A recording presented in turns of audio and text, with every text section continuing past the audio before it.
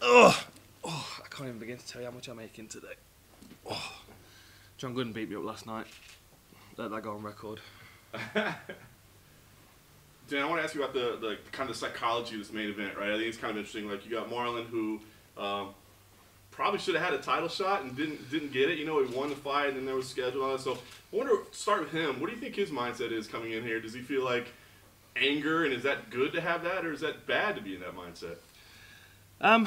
It's an interesting situation. I mean, yesterday he just seemed very calm, and I don't know whether that's him trying to just be, let me focus on this fight and get this one won, because I mean, he's made such a case to be in there for the belt. The frustration's got to be there. It's got to be there, and I would imagine there's a few. I mean, Aljamain Sterling must be feeling fairly frustrated as well, and I would imagine that a lot of guys are kind of looking at this situation and thinking, I want to get back there. I want to get back there, especially because, I mean, Peter Yan looked fantastic, didn't he? He looked fantastic, and what a fight that would be. With Marlon being a striker, I would imagine, even as a striker, you lose a fight and you watch the fight back and you're like, I know ways I can beat this guy, and I would imagine that Marlon's in that same situation.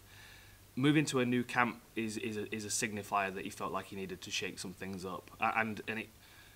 Sometimes fighters just seem like they get a bit too comfortable in a particular place, and what Marlon's been hinting at to me certainly is that it's difficult to spar with people that you're such good friends with, and because Mark Henry had such a tight crew, everyone's working with each other every day, friendly every day. You get to the stage where you don't want to punch him in the face too much. Right. Whereas now he's down at ATT. I mean, that mat is rammed with people, all different sizes, all different skills. I just think he's got some more realistic sparring now, and I think that's what he was needing. We know Marlon's a devastating striker. He's an excellent Thai boxer, and back working with his old coach as well, I think that's probably reinvigorated some of those old combinations. But at the same time, he'll take stuff from Mark Henry and apply it to that. So he's probably in a better place than he ever has been. And yeah, yesterday there was just something that stood out to me, because he had like this little treat pot, because obviously he's on a tight diet. And he had this, it was like a chocolate mousse or something. And we'd ask him a question, and sometimes he was just completely lost in this pot. And he was like really taking his time, and then he'd like think about it, and he was real matter of fact about it. He seems like he's in a very good place. And what was nice is that he was very honest about what he's up against with Sandhagen. He's tall, he's rangy, he's difficult to get in on, he's unpredictable. So I think he's doing the right thing and just not trying to look too far ahead. Because even if you're right in position for a title shot, it doesn't necessarily mean you're going to get one, Yeah. And then the flip side with Corey, I wonder what his mindset's like, right? Because he was like the guy. Like, everybody's paying attention to him, and he's on this, astronomical ride, and he goes out and gets shut down really fast. Where's his head at now coming back? I mean, does he feel like, am I really that guy, or was I not as good as I thought I was, maybe? Yeah, I think it's actually had the opposite effect. I think he knows he's that guy, and I think the last fight made him realise he's that guy, and he wasn't acting like himself. If you look at his career, he was on a streak of stopping everybody, and he was looking great as well. And then he ran into a couple of guys, Lineker and the Sunsao, and it slowed down a bit.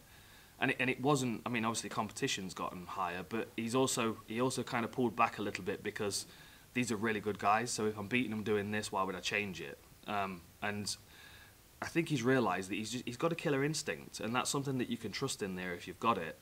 And I think, the hesitation going into those fights, even though he came out with the split and the unanimous decision, I think that followed over into the Sterling fight, and he just wasn't himself.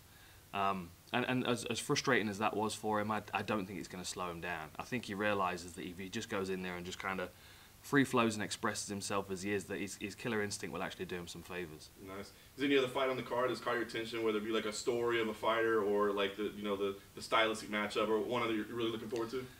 Honestly, I mean, I could give you a list. There's a bunch. I mean, the heavyweights, Chris Daukaus and Nascimento. You've got. I mean, it is literally a striker v grappler matchup. Although the secret weapon is that Daukaus has got his black belt, so he's legit on the floor as well, and he's got wicked hands and fast hands for the weight class. I'm very excited to see Duplessis in the UFC. 1-on-1 with Soldic. Soldic is a Terminator, and both fights. Watch those back to back. They're great fights. Both of them could have gone either way. And he's just in a position where I kind of feel like his time in EFC had ran its course, because he was the champ. He got the welterweight belt. He went up and took the middleweight belt in 90 seconds off Yannick, and then he was kind of waiting around to fight Dalcha Lungiambula, who then got signed to the UFC. he's got just such a good energy, good air about him, and he's coming in against Marcus Perez, who's going to really push him. You know, an aggressive, a bit of a wild man. Duplessis is legit. He's a good striker, good K1 background, judo background as well, and he's also. I mean, I was listening to an interview the other day. He's already talking about facing Chris Weidman as soon as possible. Like, he wants to get up into the top 5 pretty quick, and that's someone that feels like they've done their work outside of the UFC. And I know that feeling because, I mean, I signed at 25 fights into my career. You know, you kind of get to the stage where you're like, okay, I've had all the lessons outside the UFC. Now let me get to where I need to be and start competing with. So you're not going through all the guys in the the top 20 to get there. The fight for me is Youssef Zalal against Ilia Topuria, though. I can't see how that's going to go, because on one side you've got Youssef, who he's a power pack. I mean, he never stops. He was running around the walls in the fighter meeting yesterday. Like, I actually asked him to check his heart rate, and he was like 140 sitting there having a conversation. He's electric. He's never stopping smiling and moving, and that comes out in his fights. I mean, I know he's got 3 decisions, and that's a bit frustrating for him, but he almost got Garrett out there with that back kick to the face. I think that he's a real talent, and I think he needs to kind of realise himself in the octagon. And now he's had those fights. I think he's at that stage where he can start putting his finishing combinations together. Obviously, his work rate's ridiculous as well. And then on the other side, you've got Ilia, who I remember watching him fight Brian Boulan at Cage Warriors 94, and he just ran through him. He just ran through, and he's done that to everybody he's faced. You know, he's 2-3 years a black belt now. He's got a Greco-Roman background. And all the way through his career up to this point, we've seen him, he takes people down, he attacks the neck immediately, and they really can't put a great deal of offensive up against it. Until the last fight, and the guy stuffed, a couple of his takedowns, certainly defended a couple of his chokes, and then he knocked him out with a single punch.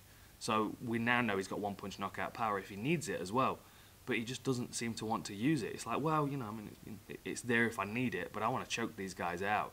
So you've got a fast worker, a guy that starts fast, making his UFC debut on this real streak. A lot of hype behind him against Zalal, who's now starting to realise himself in the UFC, who's got the gas tank to really push him. That's the fight for me. Nice. Last thing for me, I want to ask if you saw the memes going around of like you and Carlos Condit, they're putting you back together. Yeah, he looks no different. Right? How is that? He looks no different. I look 20 years older, and it's only been 10 years. Well, I want to ask you, so you've obviously seen them. Any interest in that fight? And you told us before, you said I'm going to start having those conversations while I'm here. So have any conversations been had? And is that one that you'd be willing to revisit? Yeah, absolutely, I would, of course. I mean, it's the only time I've ever been stopped with strikes in a fight. And as a striker, that was rather embarrassing. I mean, I laughed at it at the time, but of course, I look back and I'm like, that was stupid of me. I learned so many lessons in that fight. I was, and this I felt, and I spoke about this regarding Dominic Reyes. When you come off a fight against a world champion, I mean, I didn't do well against GSP, but I got to 25 minutes, and then I spent the next 4 or 5 months traveling around the US, and everyone was going, a little bit of takedown defense and you'll be fine. So then I'm looking at everybody else in the division, especially Condit as a striker, and I'm thinking, well, you're not GSP, so you're not going to take me down. What do you got to offer me? And I just had complete disregard for his striking power, which was my mistake. And you can watch that fight. I mean, I stepped in 3 times through the same left hook, because I'd caught him a little earlier in the fight, and I saw his eyes spin one time, and I thought, yeah, I've got his number, I've got his range now. And I got too eager to chase after it, and he set me up perfectly. You watch his strikes, he mixes them up really nicely, and he caught me clean on a counter. And it was, I still hear about it from my coach. He still pokes fun at me and laughs about it. Yeah, of course. He looked great the other night, and that's really what I wanted to see from him, because I do genuinely believe that he's up there with the Nick Diaz, Masvidal kind of guys in this division. He's a lethal individual. He's a natural born killer. He's a great striker. He's very unorthodox, and he's back in a place psychologically as well as physically where he looks like he can have some good fights. And who would not want payback for the only person that knocked him out? Absolutely. Have you had any talks with the UFC? No. I've not seen anybody. I've been hiding in my room. Quarantine? Yes, of course. Self-quarantine. There you go. I wanted to ask you, as an ex-fighter and as an analyst, how much stock do you put in the importance of a corner person for a fighter? I mean, for me not to say they're essential would be foolish of me. They are essential, and for 2 different ways. One, what they bring to the table when they're in the corner, and I don't want to disrespect anybody, but I felt like the main event of the weekend, they needed some adaptation in Aldana's corner, and I just didn't hear anything, you know. And that's what concerns me, is when the corner doesn't have a great deal to offer as far as advice as to, look, this is what you're up against, maybe try this. And the thing is, when you're outside of the octagon, I mean, I've cornered lots of people, you see things that they don't. You know, you're in the moment, the adrenaline's going, you're so focused on your opponent that you're sometimes creating a narrative that maybe isn't there. And you can also be sticking to a game plan that's not working for you as well. And that is where a good corner team comes in. We'd be able to like either pull you out of that funk and get you turned around, give you some advice or something different to try, or sometimes just get out of the way. And I know that's a stupid thing to say, but how many corner teams have you seen getting in the fighter's way? As soon as they sit down on the stool, they're trying to pour water in their mouth when they're gasping for air. They're in their face, all panicked. And I've had that as well. I've had good corner teams and bad corner teams. I had one corner man that I would sit down on the stool and he would try and get as many "don't do this" in as he could in 60 seconds. And I start the next round, I'm like, so what do I do? What do I do then? Because okay, you've told me everything I shouldn't do. Now what should I do? And that's where a corner team comes in. You need someone that's is this relating to Darren Till cornering Mike Perry? I thought it was. I thought we were going this direction. I can't wait to see that for a start. It's essential. You know, you need to trust the person, but you also need to. They also need to know you well enough to know what you need in the corner, and oftentimes that's time spent on the mat with them. So I'm not trying to just throw Mike under the bus here, but let's assume Darren Till doesn't get that position, because if Darren did get that position, he'd be at least qualified for it. But if Mike's auctioning off a place in his corner to like a random fan, is that something the commission needs to be like, no, you can't do that? No.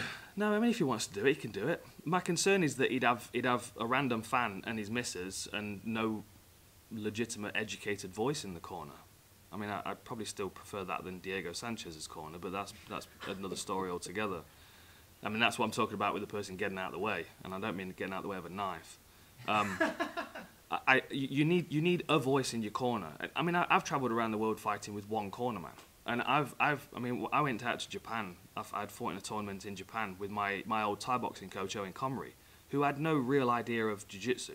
So I told him what to tell me when I was in bad situations on the ground. Because I was fighting a 10th Planet guy who wants to tie him up in rubber guard. And you can go back and listen to that fight and you can hear him shouting, posture up, posture up. I don't even think he really knew what he was saying, but you know, I'd coached him to coach me. But obviously the rest of his instructions were absolutely on point. And just one good corner person can make a massive, massive difference. And my concern for Mike is that he's not going to have anybody, and that's a concern. I mean, I was happy to see Stephan Bonner in the corner of Sanchez, but even so, it's, you know, you need a voice of reason and logic in the corner, and you also need someone that you can trust. So when someone says, "Hey, try this," you're not going to question them before you get into the next round and try it.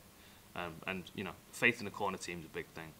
So Till and Perry, probably that trust might not be there. Yeah, the truth is, knowing Darren Till as a fighter, when he gets in that corner, for all the hot air and nonsense that he talks, when he gets in that fight with Mike Perry, he'll corner him like a good corner man. He will, because it's his instinct. I could corner anybody. It doesn't matter whether I like them or not. If I feel like I can help them win the fight, I will tell them, because that's my job as a corner man. And Darren Till's old school. I know he'll do that. If he's in that corner, he'll give Mike Perry good advice. So do you find the benefit of having one head coach, like, say John Jones might have Brandon Gibson is striking, Izzy Martinez would be his wrestling, but I think that Greg Jackson is the overarching coach. Unlike Tony Ferguson, who can have a bunch of specialized coaches without one overarching voice. You are leaning towards one kind of one coach, head coach, right? It really depends on the dynamic of the corner team. And I think we've got no better example than Holly Holm's corner team at the weekend, because they all play their own individual roles, but they're all on the same page when it comes to the game plan. And that is the best corner team you can have, when you've got three specialists that have all got their own knowledge and expertise in different ranges, but they also all see what everybody else does in the corner and the value, and not talking over one another. I mean, you go into that corner and it's Greg Jackson, or Mike Winklejohn goes, Greg Jackson goes, and then Izzy goes. And they have a nice little balance. Everyone's succinct. They give them exactly what advice they need to that's relevant to their part, and then they leave them to go out and put it together themselves. The issue, I mean, I had this issue sometimes as well when I would have three corner men that didn't see each other in training camp, because that was the dynamic of training back in the day. So I've got a kickboxing coach telling me to keep it standing and trade. I've got a jiu-jitsu guy telling me to take him down and choke him out. You know what I mean? I've got a clinch guy telling me a wrestling guy telling me to keep him up against the fence and clinch them. It's like, that's the problem when you've got too much information coming in. As long as all the information is going down the same path, it doesn't matter whether it's from one head corner man or a bunch of specialists. It's more relevant when they're in the corner, and again, that's where the Jackson Wink team do so well, is that they take it in turns to speak. No one's yelling over one another and giving contradictory advice. Well, with Holly, I think she's been at Jackson's her whole career, but then you see fighters that want to bounce around from camp to camp to camp. Do you think it's just because, like, Holly might be a special, like, example because she's been with that team so much? Well, like, Mike Perry's trained at Jackson's and then he went back to Florida and then he had no coach and so on and so forth. Like, there's got to be some balance, right? Yeah, there has to be. I mean, some fighters are nomadic. They just kind of move around and drift, and you know, they do try different things, and some things work, some things don't. I mean, you know, some fighters just don't need a corner team at all, and that, you know, that's their feeling. I still feel like there's a benefit in having a logical voice in the corner that point things out that you can't. But who does that is really down to what trust you put in that individual. You know, it's the same with Mark Henry in that corner. You've got Mark Henry on one side, you've got Ricardo Almeida on the other, kind of giving both sides of the game plan. And then obviously you've got Ray Longo and Matt Serra, who are both just basically on the same page, thinking the same things and saying the same things. I mean, it's horses for courses, isn't it? It's, you know, it's down to the individual fighter and what they need. And I think Holly's a good example of someone that walked into the right gym at the very beginning of her career and found the right team. And there are so many fighters out there that drift from one team to the next and just don't find what they're looking for. And that may be just the situation of the sport at the moment, with there not being enough people that have been MMA fighters or have been around MMA long enough to understand what it takes to be in the corner. Talking about this week's main event and the current champ, Peter Yan, who do you think presents the most danger stylistically for Peter, Corey or Marlon? I would probably say, I mean, and this is completely off the cuff. I'd like to probably give this a bit more thought, but my first initial thought is Corey, mainly because of his footwork and his length. The thing that Peter Yan does so well is he forces people back up against the fence with good footwork without actually doing anything. Like with Peter Yan, there's always the threat that something's going to happen. I mean, his work rate's very low, but his presence is terrifying, and I think that's what people respond to when he's in there. They get backed up against the fence, and they really kind of don't know what's coming, and it makes them uncomfortable. You know, you watch him against Jimmy Rivera, he just cuts him down against the fence, and I mean, I think he's got a very, very high level operating system, and I think you need someone that's not only got the footwork and striking skills to deal with it, but also the ability to move through range as quick as he does. And Marlon's an excellent Thai boxer, but he's a very traditional Thai boxer. He's predominantly orthodox, and almost always orthodox. He's got good footwork, but he's very fundamentally sound. He doesn't use anything particularly flamboyant. Whereas Corey's got that kind of Dominic Cruz sprinkling to his footwork, where he's able to step through southpaw to orthodox. And given the fact that he's taller and longer than Peter Yan as well, when Yan's moving forward switching stance, if Corey can move back switching stance, he'd be able to catch him on the counter. That's the most problematic fight for him, I think, just purely because he's able to fight from both stances and move as well as Yan.